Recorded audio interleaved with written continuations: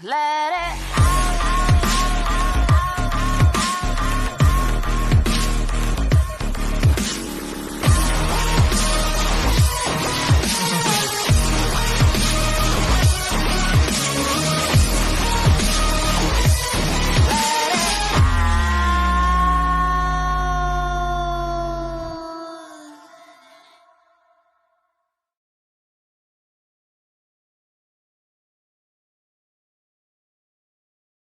Let it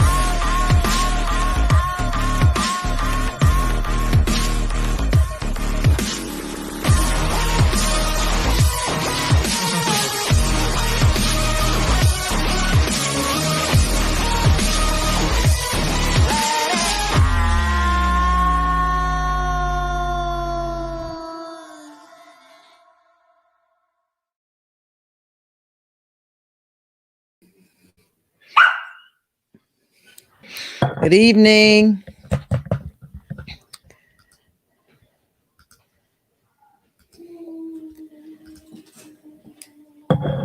Good evening, everyone.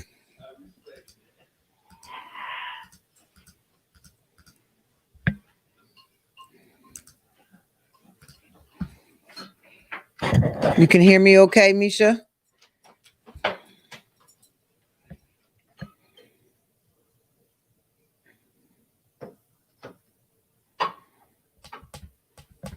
Ebony, someone make sure that my mic is on. Okay, thank you. Excellent. Good evening. Welcome. So Detox 2022. Can you believe we're here? Snowstorm and all.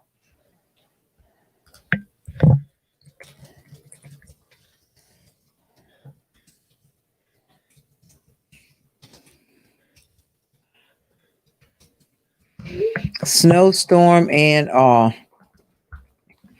New England. We wouldn't expect anything else. Well, I noticed that. Oh, I thought it was Natalie Perez was our first one in tonight, but it looks like it was actually again Tasha Ross. Welcome, everyone. Welcome, Camille and Ashley, Coach Ebony.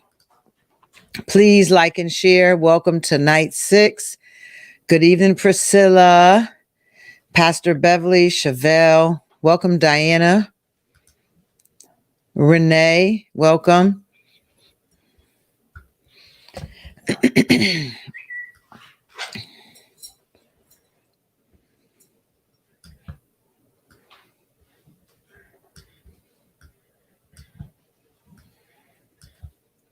What is going on tonight? My scroll is very slow.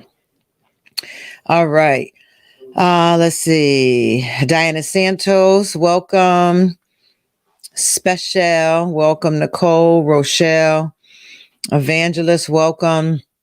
Rhonda, Pastor Audria, Edith, welcome to Neil. Welcome, Rochelle and Anita.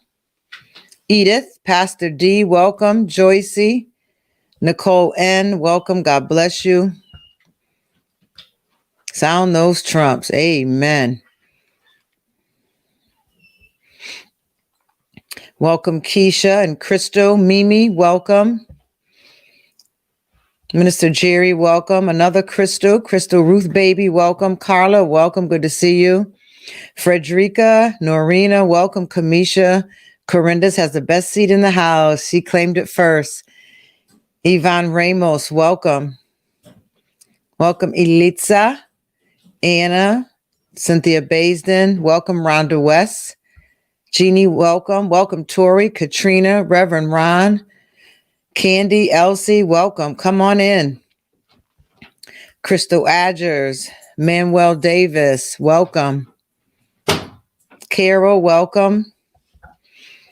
Crystal Ruth Baby, Gwen Tucker, Pastor Val. All right, Friday night. Y'all coming in here tonight. Snow got you locked in with me. Carla Rankin, welcome. Mike Tate, good evening. Welcome, Misha. Thank you, Dominique. Give a few more shout outs as I scroll down to catch up. Welcome, Keisha. Coach Latanya, welcome.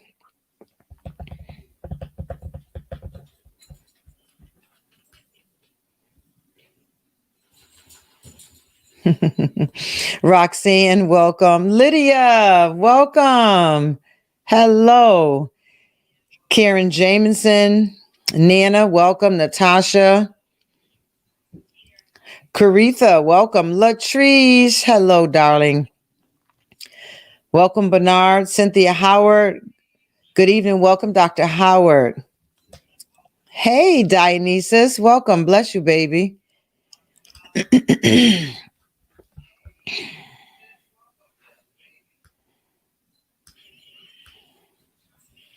I see you, Sonia and Jackie Palmer, Gwen Molden, and I think I said Caritha already. So we kind of got our welcomes in. God bless you.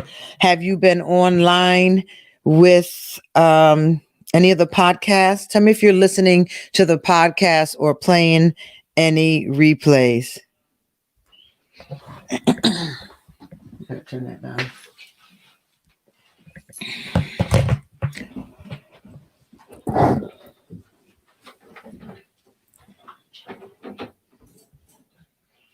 Good evening. What's the sad face for, Sharita? Good evening.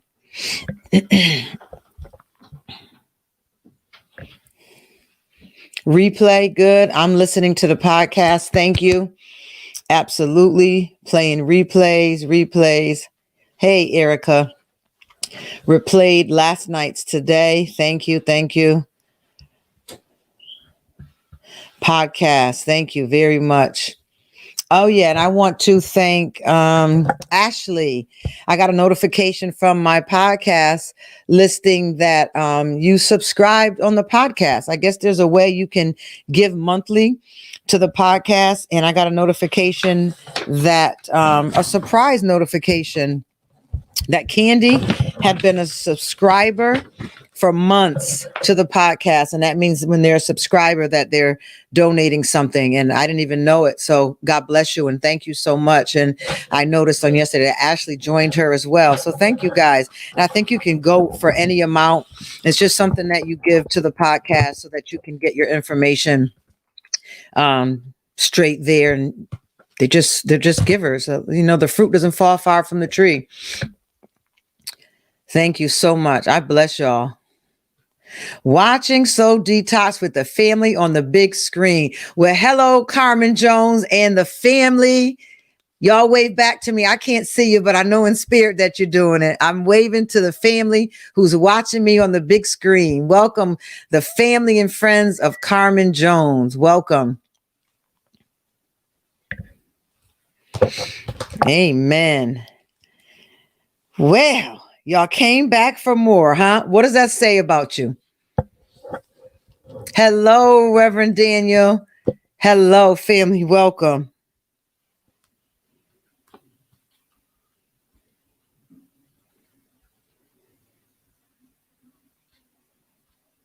Welcome.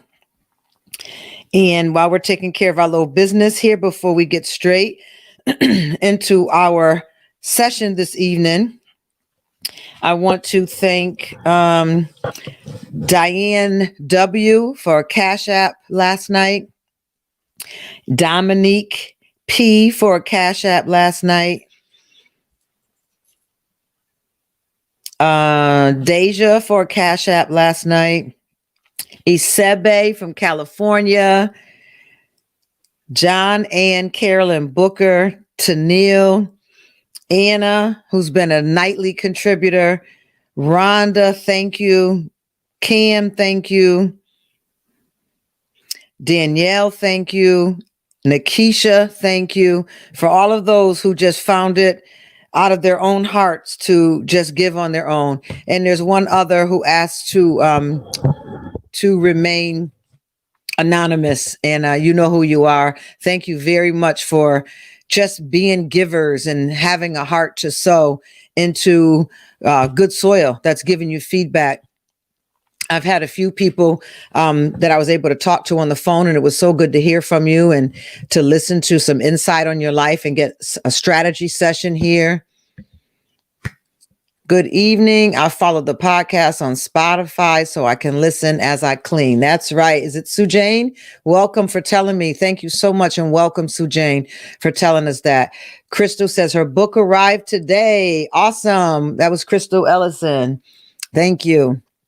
All of the packages went out, and I think we still have 2 or 3 books left. If you still need a book, these are the ones that come through my office, so I can sign them or write a special note in there to you. Good. Someone else says, yes, me too. Very good. We want change. That's why you're here, right? Because you want change. All right, good. So thank you all for your kind giving. Thank you for tuning in tonight. Please, if you would, just take a second and go on and just hit like before you forget and get too busy. There's some videos that I noticed that I had watched and I really got too busy and realized that I never went in and hit like. And when you are being entertained or educated, fascinated, stimulated in any kind of way, you know, it doesn't matter whose page it's on. You do want to take a second to go and like. There's many people who watch my page, and some of y'all who have pages, they watch your page and they won't take a second to say good work, keep it up, be encouraged, or hit a like, but you'll go on Steve Harvey's page and they're liking all over that, or they're liking Nicki Minaj's page, but they won't come on to just a common folk who would actually be there for a conversation with them. They won't even take a second to just encourage you or to bless you or to hit a like, but you see them on these major platform pages trying to have conversations with people who are never going to answer you. So I take it serious when there's some up and comings around us that really care about what they do. A while ago, the Lord had said to me through the Holy Spirit, are you doing this for likes? Are you doing this to look relevant? Or are you doing this because you really want to help people? And I sat to be sure, because my initial goal was I wanted to help people by doing something that I love to do. I didn't want to work anymore. I wanted to be in purpose. So I had to check myself, and then to make sure that I don't get caught up in all of the business of having the likes and the follows and the shares. Now, it is important for business, but the motive of the heart has to be clear. What we're doing here, what we want to gain here, what is our sole purpose here, because it's always motive that makes a difference whether God is going to respond or not. So, you know, this is what I love to do, and I love to do it especially because it's actually helping people. And I had a wonderful conversation with a wonderful woman today who is considering going for therapy sessions. Come on, y'all. Can we give somebody a hand? Even just the inspiration that people are coming into a peacefulness or an awakening or a self-awareness that, you know, maybe therapy isn't a bad idea. Maybe all the things that I heard about it, I really should just bypass it and go and just talk to someone. And just being on here on day 6. And I have people asking me, do I have recommendations in certain areas of the country? Is there anything specific I would recommend that they ask or look for in a counselor because they decided to go for therapy? That's what I'm talking about. We aspired someone to go for therapy, and that is beautiful. That's encouragement, because we're people helpers all together. Ministers, pastors, coaches, therapists, counselors, we're all one, and we can't be divided like the church. Our main goal that we all agree on is to get this person into a healthier, happier abundance of life. And whoever is the one that does it, God gets the glory anyway. Let's just be helpers of one another. We want new lives. Glory to God to that. So I'm encouraged, even when I can refer someone to a therapist or a marriage counselor, or, you know, sometimes they're like, well, I'm going to come back with you after because of insurance reasons. It's financial reasons. You know, I want to start with you. I don't take insurance. Dr. Howard is on here, and she's a licensed therapist. She's a licensed doctor, and she takes appointments as well, but she doesn't subscribe to the insurance industry. And God, I can't blame her, but she probably will surrender at some point. Dr. Howard, I don't know if you're still on here. If you are, just give us a little hello in the chat. But you can also see her. I would definitely recommend seeing her. She's local. She has an office right here on Wednesdays by appointment. I know she likes more of the corporate setting and whatnot, but there are some local people who will subscribe to the insurance market, and you can use your insurance to see them. But what I do recommend, if you're considering therapy and you'd like to go through your insurance company, which is smart, I don't blame you, is to call the insurance company first and ask for a list of their providers, their participating providers, to make sure that you use up all the funds you can under therapy. And then if you have to start paying out of pocket, then you can just switch over to us. Sometimes people are like, I have many clients who have insurance and they're like, no, I know what I want. I know what I need. I need the straight directness. I need that Christian aspect. And, most of the calls that I get from my posting, my profile that's on Psychology Today, are people who's looking for a Christian. That's the main thing they're calling for. They want that Christian connection. Yes, there you go. Dr. Vanessa is pasting a name here for us now, Dr. Cynthia Howard. So she may have gotten off by now, but she's also available and she's taking clients, and she is a therapist. She is not a coach. So you can probably go even further with her. But welcome again. Thank you. Please hit like. There's 115 of you on here now. And if you would please hit like, it would be marvelous in my sight. Let's see. You're replaying the videos, you're going to the podcast. I think that about covers the business that I need. I thanked everyone for their gracious giving. I don't think I forgot anything else, right? All right. Well, let's go into our discussion for tonight. We are on the 6th night of self-awareness for Soul Detox 2022. I am not a therapist, but I am a board certified mental health coach. You might ask, mental health coaches are board certified? Absolutely. If they go that way, if they subscribe to be under psychologists, psychotherapists, psychiatrists, and that's what I'm under. I'm under a board of licensed physicians, medical doctors, all in the field of psychology. And every pastor should have a pastor. Every lawyer should have a lawyer. Every counselor, every coach should have a counselor or a coach. So I subscribe to that. And I believe it even in my pastoral life, that I have to have someone that's over me, someone to be accountable to you. And they can, in the field of psychology, they call it supervisors, where you go in and you talk about some of the cases that maybe are affecting your life. Maybe you're carrying some of the burdens of your clients. You are human. That will happen. It doesn't mean you're not professional. It will happen. That's why you have a supervisor over you, so that you can discuss some of the weights and burdens that you may end up carrying unconsciously, or just not on purpose, but you're consciously carrying them. Or there's things in your life that you may need to talk about. People used to make comments. I remember when I first started pastoring, and they were talking about other pastors, and they would make comments like, how can you help someone with their marriage when you have problems with your marriage? And how can you do this for someone else if you've got this? And how can you do that? And then I started realizing that everyone is human.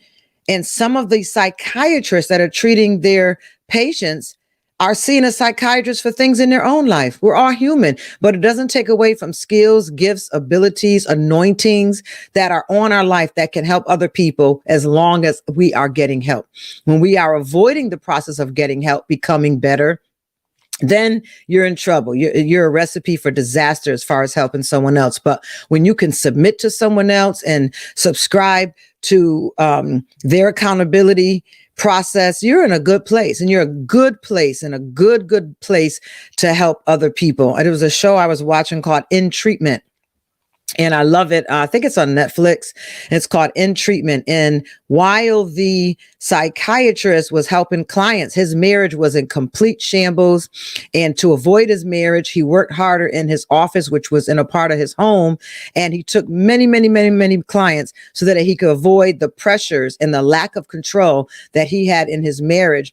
He ended up being a pretty terrible father in the sight of his kids' eyes. And I was sitting there saying, if only we understood that every single one of us is human, and it doesn't matter whether you're a police officer, you may find yourself in trouble with the law. Whether you're a doctor, you may find yourself with health issues and not eating properly or exercising properly. Or you may be a pastor that has fallen to some of the sins that you've helped other people through, or a mental health coach and you're battling your own developmental areas, or a psychiatrist and you're having problems in your own life or in your own psychological warfare. All of us are human. And if you subscribe to the fact that some people are perfect, you're going to be in a lot of trouble. So just understand that some of the people that you are seeing people to help them with their own lives while they're working their art or their craft to help you in your life. No one's perfect. The person you want is someone who is able to sit and be accountable to someone over them that can give them suggestions and recommendations, and maybe the plan that they're working with their client isn't working, or sometimes you just feel like you're in a place where your client's not hearing you, and you're just like, maybe I'm not the one for them, maybe I'm not benefiting their life the most. And then about 3-4 weeks later, this breakthrough comes through. But sometimes you can get lost in those 3 or 4 dark weeks where you just don't see your client responding, they don't seem to be coming around, and it gets a little weary. You need someone to go and talk so they can give you other methods to try. They can check to see what assessments you have taken already with your client. And sometimes they will jump in and say, well, let me sit in on a session with you. Ask them if you can record one. Let me listen in. Let me see if there's a dynamic that's being missed here. And sometimes the client just has a turnaround. It's just a dark season of the soul while you are helping people through the dark seasons of their life. But if you're looking for anyone to help you, please don't expect them to be perfect, but do expect them to be humble. Do expect them to be able to sit on someone else's couch or at someone else's table and ascribe to the same process for their own life, because we all need help no matter what profession we are in. Amen. So I take my hat off tonight to every minister, every pastor, every fivefold officer, every doctor on here, anyone who's helping, anyone who's mentoring, anyone who's raising children or over men's groups or helping women, working with children, youth pastors. I take my hat off to you tonight and I bow to you, because we are so needed. And sometimes this job is not the job that's the most favored or thanked job. It's definitely not the highest paid job. You don't get into this because you want to make a lot of money. That's not what it's about. Your first goal has to be really that you want to help people. So just understand that we're all human, and it's not an excuse. It's a reality. But where we differ is we are able to sit down on someone else's chair or couch and be willing to put our life before someone and be accountable through vulnerability and transparency to get the help, so we can have our wounds healed as we go out to help others. Amen. So God bless each and every one of you. There's Dr. Cynthia Howard. Thank you, Dr. Howard. And maybe when we finish these 30 days, she and I will come on here and open up. I had mentioned doing a Zoom on here.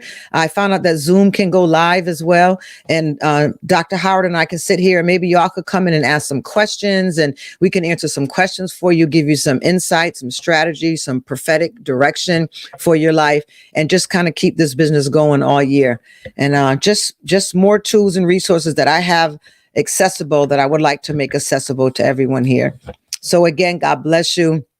I'm glad you're here with us tonight. We were talking on last night in some very powerful ways, and I can always tell when it's powerful by the responses that I get from everyone. So we were talking about the importance of self-awareness, and more specifically, what are some of the advantages? What are some of the gains, the blessings of taking the time to become self-aware? And we talked about social abilities, how important it is to be social, how this increases your social abilities, especially for people who are socially awkward or have this underlying pattern or thread in their life that you don't like people. And I told you, if you have that, you need to sign up. We need to work something out with you, because you have to get out of that I don't like people. Even as an introvert, you have to get over that I don't like people. The earth is full of people. And when they both go, they're both going at the same time. You're never going to be without people. So you might as well do the work on you that can help you to be a better person around people. Amen. We talked last night about promoting open-mindedness. We talked about promoting productivity in your life. We talked about number 4, improving your leadership skills. Number 5 was overall objectivity. We got up to number 6, I know, where we talked about understanding what affects your belief. And that was a heavy one. We talked about a self-aware person is equipped to take a closer look at a bias and realize that it isn't a fact written in stone. This gives them space to change. So self-aware people are more of the most versatile people. People, the higher level of self-awareness in someone is the more you're going to see change in their life, adaptation to change in their life, because they realize that staying in this one place, in this one way, in this one mindset isn't going to work in every aspect of day-to-day life. That there has to be growth, that there has to be a resetting, there has to be a recalibrating. And the more self-aware you are, the more you look for those challenges instead of fearing those challenges. So number 7 for tonight, we're talking about improving our critical thinking skills. Improving our critical thinking skills. What's that all about? Critical thinking is the ability to process and analyze information from an objective perspective. What a wonderful person to sit on the couch with and have a wonderful conversation is someone who can talk to you, communicate with you from an objective perspective. It's a beautiful conversation.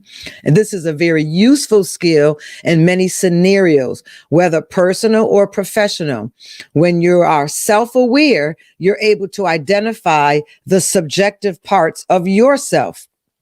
The subjective parts of yourself, the personal parts of you, like your feelings, opinions, and do your best to not let them play too big of a role in your critical thinking. Self-aware people love critical thinking because they have no problem putting themselves in a different category in order to think without bias or favoritism, because they are so open to what's going on in the world and what God may want to do, or what a company may want to do. They're not afraid of change. They're not territorial. They're open to it because they're self-aware at what they can handle. They're self-aware at their weaknesses. Remember, we talked about that almost every single night. That's been a common pattern. And they're also aware that their weaknesses do not stop them or prevent them. It's just going to stretch them. But they are able to be stretched and be molded and transformed to do all things that has come their way. That's a self-aware person. So that's why you're committing to this for 30 days. This is why you're going to grow tremendously over these 30 days, because you're committing to a process that has been unconscious, but you're making a conscious decision, a right frontal-minded decision to stretch yourself even further to find out what you don't know about yourself. And number 8 tonight, we're going to talk about improved decision making. Remember, we talked last night about people who can't make decisions, avoid decisions, let everyone else make decisions, or kind of just let things drop. And wherever it falls, it falls. Self-aware people are not only able to make decisions, they're able to make decisions on the spot when they need it. But it takes a great level of self-awareness to do that. Many skills go into making a good decision. And when you're self-aware, you already have many of those skills. Self-aware people are familiar with analyzing because they analyze their thoughts and their feelings. They know what they're thinking and they choose the destination of their mind. Remember, we talked about that? That was year 1. 6 years ago. Those are 2 of the main statements we were working 6 years ago. You can determine the destination of your mind, and you don't know what you don't know about yourself. And that's what's bringing us up to our 6-year anniversary now, talking about self-aware. Self-aware people are able to analyze and recognize their thoughts and feelings at any given moment. You'll hear them say, I don't like how that feels. That makes me feel sad. That makes me feel confused. That makes me feel, where other people will be like, well, I don't know how it makes me feel. I'm just angry, I'm mad, or I'm pissed. All they know is those 3. Where a self-aware person is able to see, instead of 4 feeling types or 16 feeling types, they understand that it's over 50, 52 feeling types that they have access to explain how they're feeling at any given moment. And people who aren't self-aware usually cannot even explain themselves. Can't even explain themselves, never mind make a decision. That's why you're here. Knowing your strengths and weaknesses is also very helpful as it guides you to a decision that fits you best. Better relationships. It's difficult to ask for what you want and need in a relationship, or even set healthy boundaries when you're not very clear about yourself. Ooh, that needs to be restated. Better relationships. Anybody on here want better relationships? Better relationships. You have to, because you have to be around people. So you have to want your relationships to improve. How do you improve it? Remember when you were a new Christian? Or remember when you were new in relationships? It was always God change them. God fix them. God make them better. God teach them a lesson. Or if you don't have that Christian aspect, you say something like, something's wrong with this with you. Something's wrong with that with you, because you're not self-aware. Because even though a lot of it could be someone else, the fact that you're not aware of what you're tolerating or what your boundaries should be that you will no longer tolerate, you're not a self-aware person. So you may be in relationships, but it doesn't mean you're happy. Do you realize how many people are in relationships, but they're not happy? I know people, front and foremost, that are always looking at somebody else's relationships, and they want to be in a relationship like that, and they have no idea how that relationship is, because they're looking at it from what they are aware of, and they're not looking at the totality of the relationship. Yep, I see the mics going now. Amen. So we want better relationships. So that's why we have to become self-aware. It's difficult to ask for what you want and need in a relationship. It's difficult without self-awareness. With self-awareness, it's difficult. And it's definitely difficult if you don't know how to set boundaries. How many on here are pretty clear that boundaries need to be set in your life? People need boundaries. And in my mentoring group, I have 50 something women that I mentor every quarter. And last month we dealt with boundaries as well, last quarter.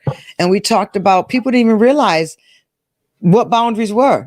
Some had boundaries, didn't know they were boundaries because they never just talked about it. Some people thought boundaries was controlling people. People didn't understand that boundaries was something that's completely invisible, but it's known by every party involved. Welcome. God bless you, Elder Terry. Good to see you. Boundaries, boundaries, boundaries, boundaries. Say it until you get it. Boundaries. You need boundaries in every area of your life. For example, how well do you know your values? We've been talking about this. This is a pattern in self-awareness since day one. How well do you know your values? Often, the best way to improve any relationship is trying to become more you, more self-aware, not more of what they think they want or more of what they like. The best way to improve any relationship is to become better at you. Let it process. Because if you're trying to use that as a manipulation tool to get somebody or keep someone, that's not the purpose of becoming a better you. Becoming a better you is so that you can be happy with them. So you can be happy at that. So that you can be happy at what you're getting into or what you're agreeing to, instead of agreeing to things over and over and over. If you only knew what your physical body goes through when you say yes to things that you want to say no to. See, you can't lie to your body. Your body knows when you're lying. That's why they have these lie detecting tests. And they can tell on the machine that you're lying. Your stress levels increase. Oxytocin, cortisol starts being released from the brain when you start to tell a lie. We were not created to be liars. So in order for us to lie, to walk in our natural carnal nature, our body has to adjust for a lie. Did you ever know that? And when I watch these crime shows, that's why a lot of people, they'll say, can we put you on a lie detector test? Nah, I don't have to go through all that. I don't have to prove myself to nobody. They're guilty already. Some people are able to get on there and they're so sociopathic in nature that they are able to trick their brain so that their brain doesn't release cortisol, and the lie detector test can't pick them up because they're so sociopathic in their behaviors. We talked about that the other night, sociopathic. We were talking about people who are just like, ooh, with their emotions. They only operate with only two.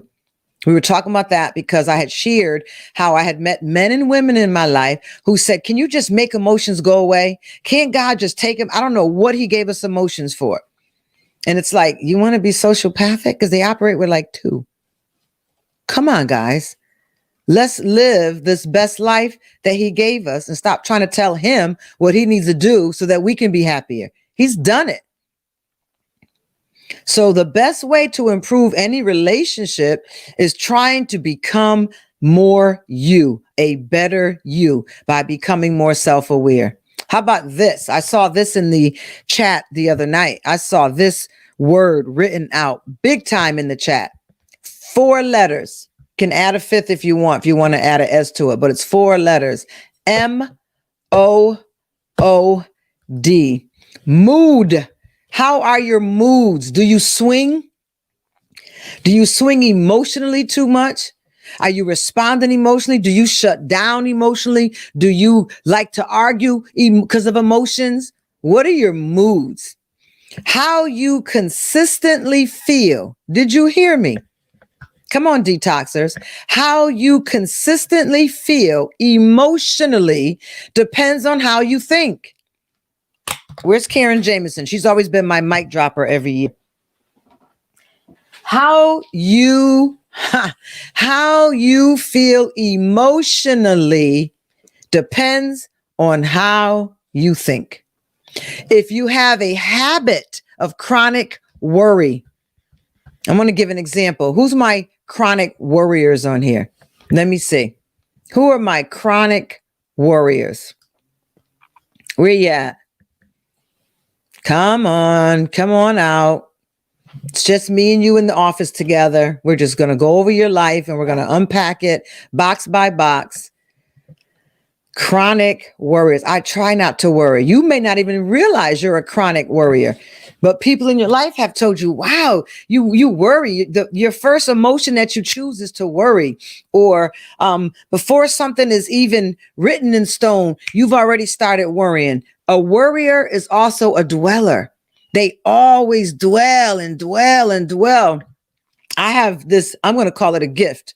I have this skill, this gift where I can move on from stuff just like that. Like I got to go. I have this statement that I say over my life, and I've even made a songful declaration of it. I travel light. I don't have time to be carrying the weights and the burdens that can so easily beset you. I travel light. Sometimes people are like, wow, you were so nice when you saw so-and-so. How do you do that? How do you know that these people blatantly lied on you, blatantly went out to hurt you, blatantly went and broke up relationship opportunities that you had by lying on you because they had an issue with you, and you see them and you genuinely said hello, you genuinely stopped and gave them airtime, you even hugged them. How do you do that? And it's like, I'll get in the car and be like, man, I forgot they did all that to me. Like literally in front of the Holy Ghost of God. Totally forgot because I don't dwell. I found out that dwelling is nothing but an arrow from the pit of hell. It's from the enemy. It's a lie. It's taxing. It's a time thief. Dwell over what? And still giving them my energy? The mercies that I was given today, I'm going to waste? You can't be a dweller. You can't dwell on the past. You have to get help. If you're stuck on something that's over a year old, 860-222-9884. 860-222-9884. You need to give us a call. Or on Tuesdays, you need to call the prayer line from 12 p.m. to 8 p.m. at night. You need to call the prayer line. 860-296-2323.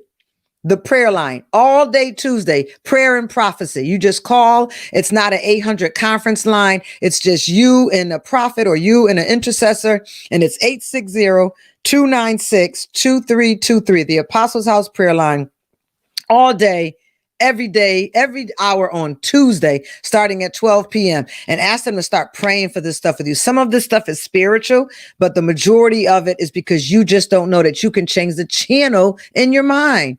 You can choose to feel anything you want at any given moment. Isn't that powerful to know that? Now, let me give you the tools to be able to do that. Let me give you the tools to be able to do it, because you can do that. You can choose how you want to feel and how you want to respond. I don't have to be sad because this is a sad moment for everyone else. I'm not choosing to feel that way. So calmer moods, how you consistently feel emotionally depends on how you think. Your thinking is dictating how you respond.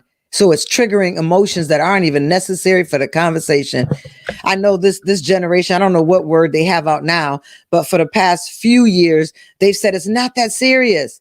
Like, calm down, dude. You like overreact. You all this passion and energy in this for what you put all this emotion into. We're talking about a snicker, like, you know, and you'll hear this generation say often, it's not that serious. And it used to get me upset because it is that serious. But when you think about it, it's not that serious. How you consistently feel emotionally depends on how you think. If you have a habit of chronic worry, for example, you're likely, very likely to feel anxious all the time. So for all my chronic worriers, you have a high level of anxiety that you may not even be aware of. I had a client the other day, we were talking, and I said, do you realize that your anger is not your first result? She's like, no, what do you mean? I said, what's triggering your anger is anxiety.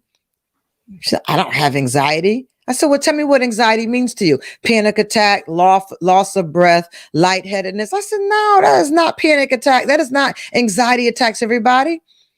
Some people just get a nervousness. They bite their nail. They tap their finger. They shake their leg. They stare off into space. Their stomach flutters. Some people, their throat gets tight. Some people, they'll have anxiety that does not have a physical manifestation, and they won't even know it's anxiety. They just know, I get a headache when I get stressed. No, anxiety has triggered the headache.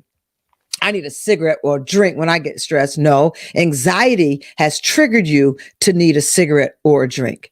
I get exhausted when I get stressed out. No, anxiety. There's a lot of anxiety in us that we're not even aware of that has been triggered by something else that now triggers all of these other emotions in us. So you are likely to feel anxious all the time without knowing it when you are a worrier, not warrior, worrier. But when you improve your self-awareness, you learn to understand the relationship between your thinking and your moods. There's a relationship between your thinking and your moods. This makes it much easier to regulate your emotions effectively and balance your moods. I mean, what was this? Oh, maybe 22 words. But those 22 words could take you months to work that out. Let me just recite this last line for you again. This makes it much easier to regulate your emotions effectively and balance your moods. So you're taking mood medicine and mood pills when the first thing you need to deal with is your emotions. And the thing you need to deal with before your emotions is your thinking. And before your thinking, your beliefs, cognitive behavioral therapy. What you believe about a certain situation is causing your thinking to trigger your emotions and cause you to react and respond and manifest and show up the way you're showing up. So those mood medications, long-term, real help, nothing to do with it at all. It's not your moods. It's what's triggering your moods. Very good. Very good. Just looking at your comments real quick. All right, let's go down to number 10 because we're only going to go to 12 and we might have time just to hit the new section until, and then we'll start a section tonight and finish it tomorrow.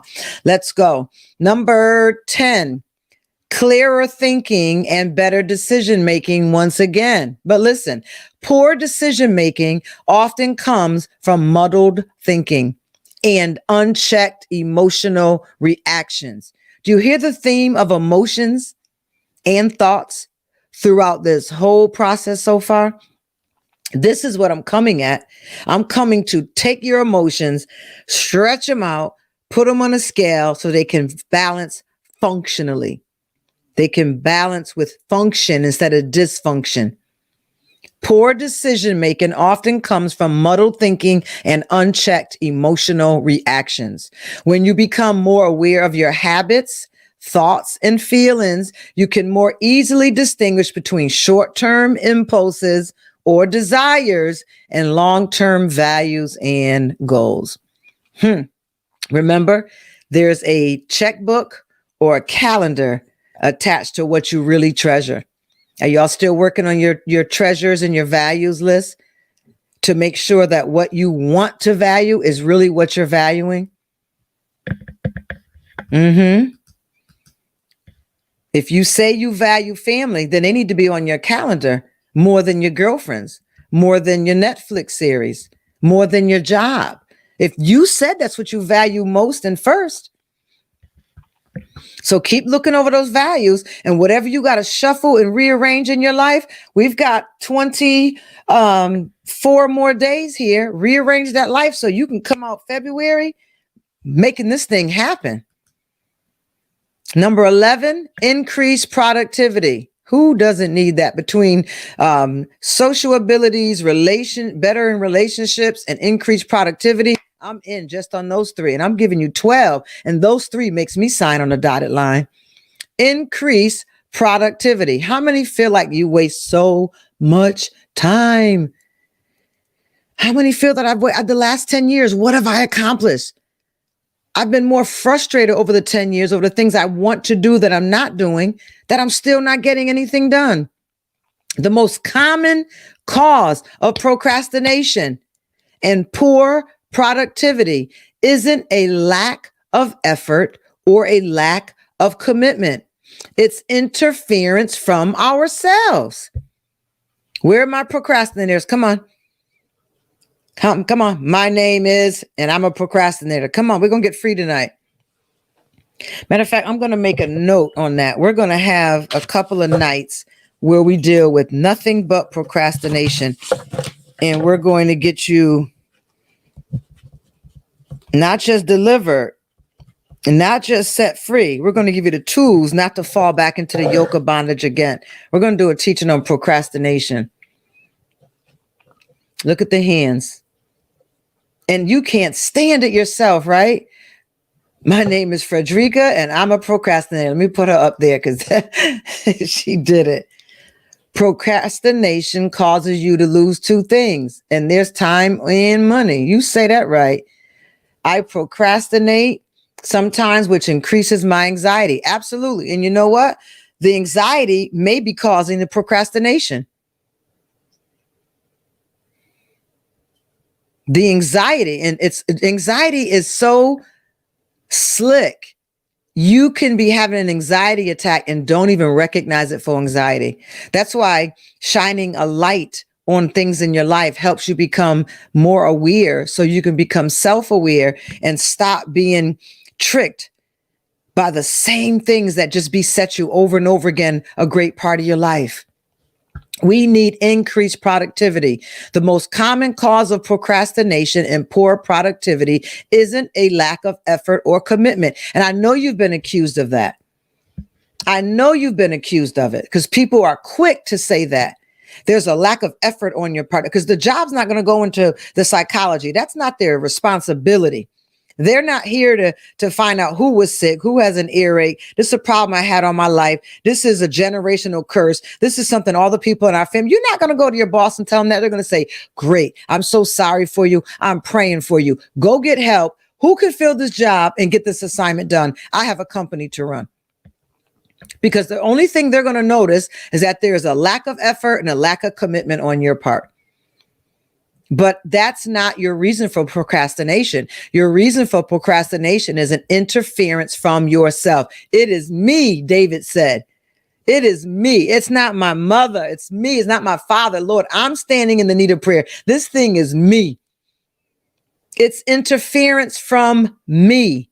When we struggle to get to work, it's usually because on some level, our thoughts, emotions, or habits, write it down. We need to get a teacher with that on there. Thoughts, emotions, or habits are getting in the way. Getting in the way. It's our thoughts, our emotions, or our habits that are getting in the way. What do you mean by that? Remember, habits are behaviors.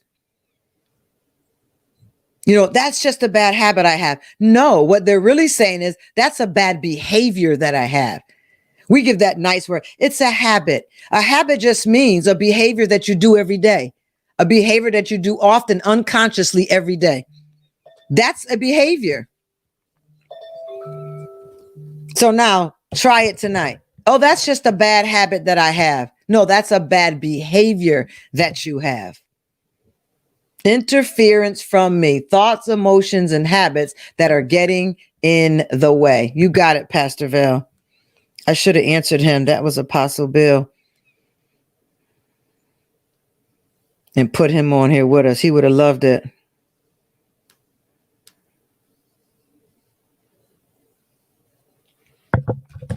Our thoughts, emotion, and habits are getting in the way. Me. Oh, this is a bad habit that I have. No, that's a bad behavior. Oh, I just have a habit of lying when I get nervous. That's a behavior. So you need behavior modification. Don't let someone tell you next time they tell you it's a bad habit. Say, you know, habits are behaviors. That's really your behavior. When we struggle to get to work, get to church, get to meetings on time, keep our word, it's because on some level, our thoughts, emotions, or habits are getting in the way. Self-awareness can help eliminate many of these hidden obstacles in productivity. Should have just had Ebony handle that. So we're going to work on that. This last line is powerful for the procrastinators. Self-awareness can help eliminate many of these hidden obstacles to productivity. So procrastination's problem is hidden obstacles to your productivity. All right. Number 12. This is so powerful. Number 12. Why should I care or get involved in self-awareness? I'm so glad you asked. Because you'll have more empathy. Do you know what empathy is? Do you know how important empathy is? Yeah. You need more empathy. We need you to be able to understand the life that other people have to walk in without pulling in your life, your past, your experience, your history, what you think or what you feel. Being empathetic. The benefits of self-awareness don't stop with you. When you understand yourself better, that translates into understanding others better. You become aware that everyone's feelings and beliefs come from their experiences. Now we got somewhere. Now we moved this big ship tonight. Because remember, we've been talking about beliefs, and they're formed from a young child up to at least the age of 6 or 8. Already beliefs are formed. About yourself, about the world, about God, about adults, about sex, depending on what experiences you have happened. So I just kind of spoke ahead. So where do beliefs come from? Beliefs come from experiences, even if they're only perceived. There's an experience that happened, and now we have a perception that has now formed a belief. When you understand yourself better, that translates into understanding others better. You become aware that everyone's feelings and beliefs come from their experience. I don't like the way you think. Well, you don't like their life experience either, I'm sure. But you don't want to take the time to understand. There's an experience that has caused them to think that way. There's an experience that they've had that have caused them to have a habit that way. There's an experience they had that has caused them to show up that way. And if you haven't had their experience, even if you've had the same childhood or you survived the same event, you can never have anyone else's experience. Well, I hear married couples. My husband's always stuck on the fact of his childhood and he didn't have a father. Well, I didn't have a father either. And I did what I had to do for myself and I raised my kids and I do what I need to do for my kids. And it's just an excuse and I'm just tired of it. I came from the same thing he's come from and he's making an excuse for it. First of all, Miss Hot Mouth, you can have this shared event, but you will never have the same experience. Hello. We can have a shared event and never have the same experience. We were taught in one of our psychology classes and in our mental health coaching training that an airplane went down. And let's just say there was 125 people on the airplane. Do you know 125 different experiences could come out of that? Some people could come out and walk away and be like, woo, I thank God I survived that. Woo, I just need a drink and I'm going back to work next week. Some people come out with PTSD. Some people come out with fears that you just can't even imagine them having in their life, and not just with flying, leaving their house, driving a vehicle, getting on the highway in a car as a passenger, holding a baby, being trusted to carry hot water from the sink to the stove. You will be surprised how many different experiences can come from many different people from the one same event.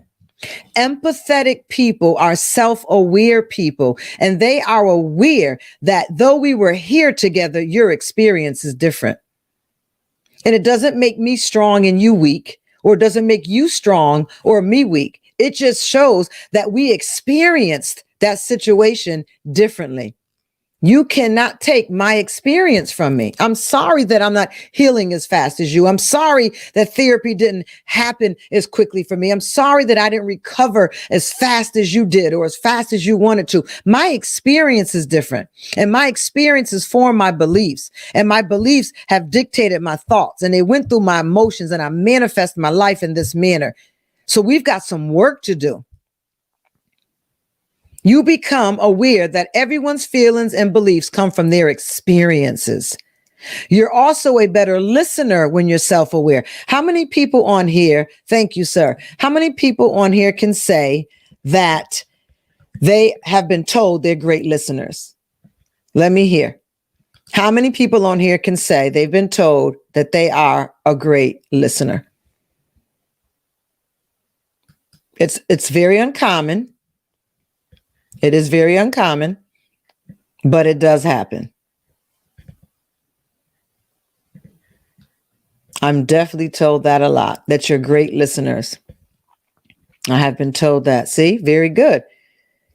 And I'm sure you've had an experience in your life, and talking and listening has become very important to you. Maybe you've always felt overlooked, overshadowed by someone taller, richer, smarter, or more relevant in the family, or the light-skinned one in the family. And so now every opportunity you get, you've made up in your mind that one of the things I'm going to value is I'm going to value other people's time that they talk to me. I'm going to value when other people find me to talk to me. And that's a value that you can have because it becomes a quality that you have. That's a self-awareness, Cheryl. Really good. Very good, Renee. Yes, Daniel. Very good, Sujane. That's awesome. That's awesome. That's a quality you have right there. You're also a better listener, which is essential to fostering empathy. Considering that self-awareness is about understanding emotions, what is self-awareness about? What did I just say? Come on, type it in the chat. It makes sense that understanding extends to others. So self-awareness, number one, is internal and external. Self-awareness is internal and external. Considering that self-awareness is about understanding emotions. Understanding emotions. If you can understand emotions, you have them under control. You won't need them to go away. All right. All right. Let's move down here a little bit more tonight. We'll start this, maybe about 5 minutes of this, and then we will move on to our emotional intelligence. At some point, we'll get there. All right. Let's go. So how self-aware are you? Powerful. We're going to pick this up on tonight. And I'm going to leave y'all just hanging in the limbs too. How self-aware are you? Thanks, Cam. That's a good post. That's good. How self-aware are you? What have you done to understand how others perceive you? That's a real question. I want to thank you, Queen B, for subscribing to our YouTube channel. Thank you very much. And my man, Kevin Samuels, is up there doing some things, and he's been teaching a lot, not teaching a lot. He's been talking a lot about how important self-awareness is for single people to learn it before they get into relationship, and definitely before they get married. And I couldn't agree with him anymore. And that's why I devoted this year, 2022, to the season, the year of becoming self-aware. Because you're getting into relationships, you don't know who you are, you don't know what you value. When you don't know who you are, you give yourself away for cheap. I can't even go into that tonight. What have you done to understand how others perceive you? Do you understand your limitations and develop them? Try these strategies to develop your self-awareness. I'm going to have Ebony post this on the board for us. So if you go to your Wix app and you scroll down from the picture on the top footer, the top header, you'll see the little tabs underneath. One says about, the next one says groups. Hit groups, hit Soul Detox 2022. She's going to post it right there so that you'll have these to go over. I'm just going to rattle them off real quick tonight, and I'm going to leave you hanging so you can answer these questions, and we'll pick up on them tomorrow night. Is that all right? So let's try these strategies to develop your self-awareness. Okay. Number one, instruction, look inside yourself. Now, this is an instruction. This isn't a question. The number one instruction that I want you to do in order to try these strategies, in order to develop your self-awareness, is the first rule. You have to look inside yourself. All right. And then here's the question. I'm going to rattle them off, and I'm going to go up and down a couple of times with them. Number one, what do you do well? What do you do well? What do you do well? What do you do well? Okay, I was able to post something up there. So I'm going to see if I can post them up here real quick. What do you do well? In fact, I'm going to take it like this, and then I'll post it in front of me. I'm copying it out of my new book. Are y'all feeling this new book? And then we're going to get back to the first book as well, so you don't have to feel that we're not going to get to that one as well. But that one's more good to do on our one-on-one time.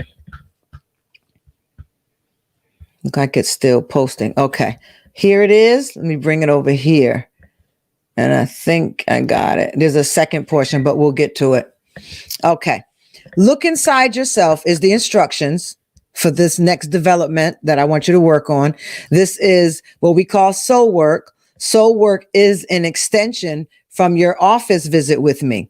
So you do this point, and it's an extension of our office time that you do on your own and bring back to our next session. So the number one rule, I need you to look inside yourself. When you're looking inside yourself, I want you to begin to become self-aware about what you do well. What do you do well? Next one, what do you like to do? And I hope y'all email me. I may not be able to answer everyone with, a big response, but I'll promise to reply and either tell you, keep going. This was good. This was a great start.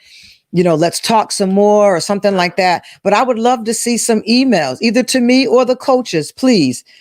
And answer these questions, because when you answer them to someone else or you write them down versus just keeping them in your head, it begins a whole different process. It's been determined that 99 or so % of things written actually get done as opposed to things that you keep in your mind. There's an idea and then there's vision. Vision is written, ideas stay in the mind.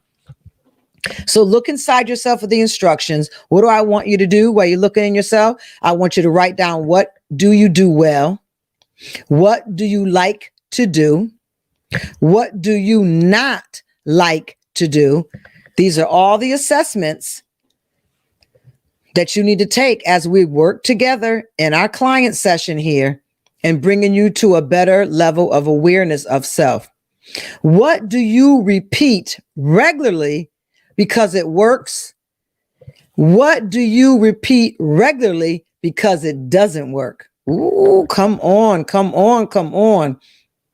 Let it out. How do you describe yourself? How do you describe yourself? And tomorrow, I'm going to have to give you the rest on looking inside yourself and then to ask others. Ooh. Well, you know what? I think we're all right. I'm going to try to get it all done tonight. How do you describe yourself?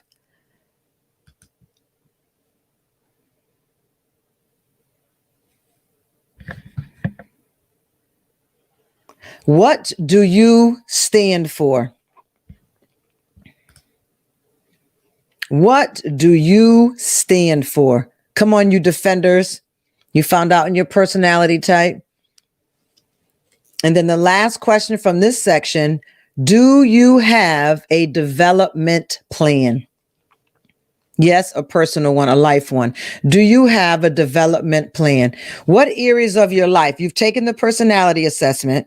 So what area of your life now, by looking at your strengths and weaknesses, do you really want to start paying attention to, concentrating on, strengthening? What about your personality that you learned that you really didn't put much energy in, that now, you know what, I see it on my personality test, and this is really who I am, and I really want to use this for my good? What is your development plan? Look at your personality results, your assessment results, and begin to write a development plan. Now that I'm aware of my weaknesses, ... Now that I'm aware of my strengths, ... Now that I know more about how I interact with relationships, ... These are what I want to do in my career path.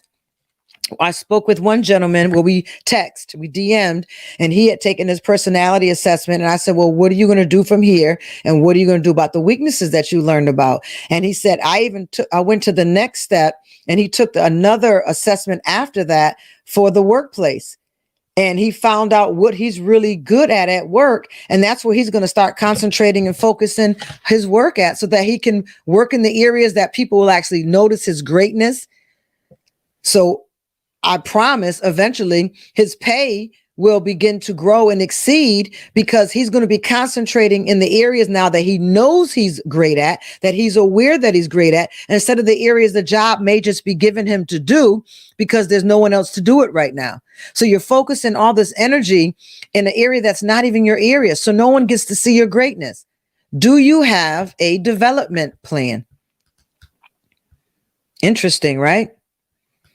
All right, let me give you these two. You can get the rest on replay. I really want to give you this because I want to give you all weekend to get this third part done. Y'all still with me?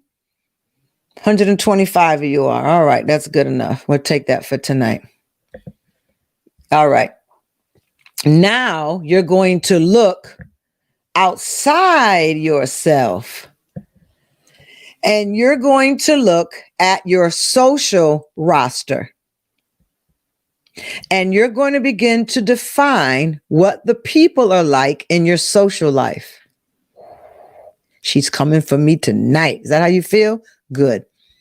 You can look at your client roster if you want, but for what we're doing tonight, client roster we'll use more in a one-on-one session. But for what we're doing tonight, let's stick with the roster of your social life. What are they like, the people on your social list? To what types of groups or organizations do you belong? What does your daily routine look like? What does your daily routine look like?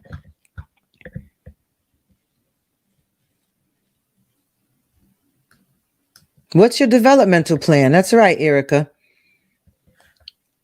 What does your daily routine look like? Do you even know what you do every day, or do you just let the days blow by? 2 more on here. What have you accomplished in the last 3 years? What have you accomplished in the last 3 years? And my coaches, please email me with your answers. And in February, when we spend our one-on-one time together, we're going to go back into these more deeply. But I need all of my coaches to email me these responses, please. What have you accomplished in the last 3 years? Who's on your team? Who do you believe is on your team? Who's on your team speaks a lot about you. If you hang with, Larry, Moe, and Curly, I can tell you a lot about your life. Who's on your team? Wow, she's getting us tonight. I'm coming for it all. All right. And then we're going to close out with this right here. The third portion of this. The third portion. What are we talking about? How self-aware are you? You're doing an assessment tonight. As a matter of fact, Ebony, if you can type all this up into an assessment for me, we can send the assessment out to everyone, and then we can have a real record of them. But in the meantime, I would like everyone to start journaling these, and please, when you can, even if it's not tonight or tomorrow, if it's not to the middle of next week, send me an email. I want to know you. I want to know you're here. I want to know you're interested. I want to know that you want to connect with me. This is your third portion.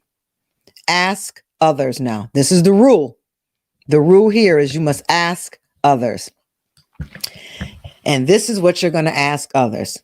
If you could see a pattern in my life, what would it be? Remember, you cannot be subjective. What does that mean? You can't get personal. When they tell you, I see a pattern of procrastination, I see a pattern of quitting, I see a pattern of success and failure, success and failure. I see a pattern of self-sabotage. I see a pattern of all talk. If you're not ready to ask them, then don't do it yet. But take your notes down.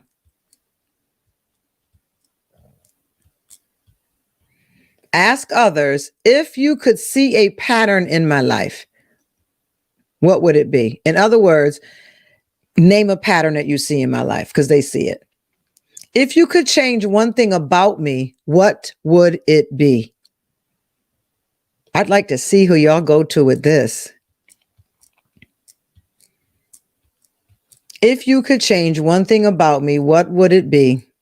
And then lastly, we're not going to do the career part. But for those who have careers, take the time, or you're branding yourself, take the time and ask other people about this second portion. Describe me. Describe me. And you can tell them, be free, 10 words or 100 words. Describe me.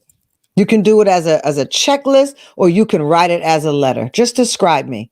And if you have a brand, if there's something that you are rolling out, introducing, working on, you're being an entrepreneur in, ask them, will you take some time to describe my brand as well? You know what this is? This is free help. This is free success. when you can sit in front of people and say, okay, here I am. Try not to hurt me too badly. What patterns do you see in my life?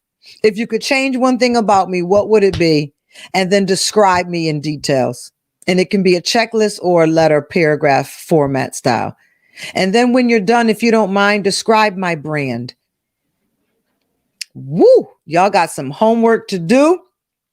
There's 123 of you on here now, and I hope to see 123 emails. At least on one of these sections. Come on. You're all hands on deck now. You're in it now. So why stop? All right.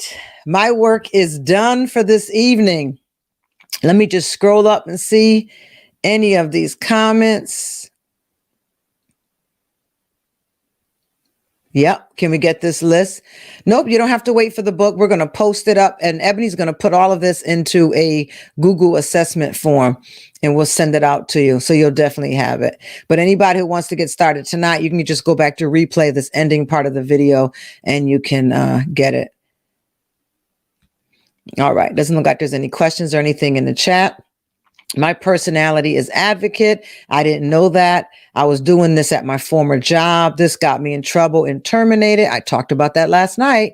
Now I know there was a way to advocate and not expose myself to everyone. There you go. There you go. Now you're getting it. I got a double yikes up here, and then I got a thank you up here. You send me my mangoes and you will be forever loved for the rest of my life. Amen. All right. We're heading home. Y'all still with me? Come on. Blow a kiss at me. I'll know in the spirit if you did it or not. You've got work to do. If you want to contact me, we're at www.suzannemhoward.com. That's the easiest place to go because it has the email, the phone numbers. It has the blog page. You can see a lot of the information that we talk about on here tonight. It's an easy place to go. The phone number's up there. The coach's email on the third line. You get in touch with the coaches. I'm sure you'll get a lot faster response than you do from me. If you would like to sow a seed, as she stated, it's $ Dr. Suzanne M. Howard. And then she has the PayPal stuff up there. God, she's good. And we're going to say good night to you. And we're going to go ahead and pronounce our affirmation and declaration over each other. Y'all got some soul work to do. Also, coaches, again, I want to remind you to send me yours as well. And all of my senior leadership, my elders and elders in training, I need yours as well, please. So we're going to go ahead and recite 3 John 1 and 2. Take a breather. Exhale. Come on, take a breather in your nose. Exhale. Let's go. I wish above all things that you prosper and be in good health, even as your soul prospers. God bless you. Good night. Have fun with it. Have fun with it. Don't stress. Have fun with it. We're going to make a champion out of you before this year is over. God bless you all. Good night. See you tomorrow at 8 p.m. Let it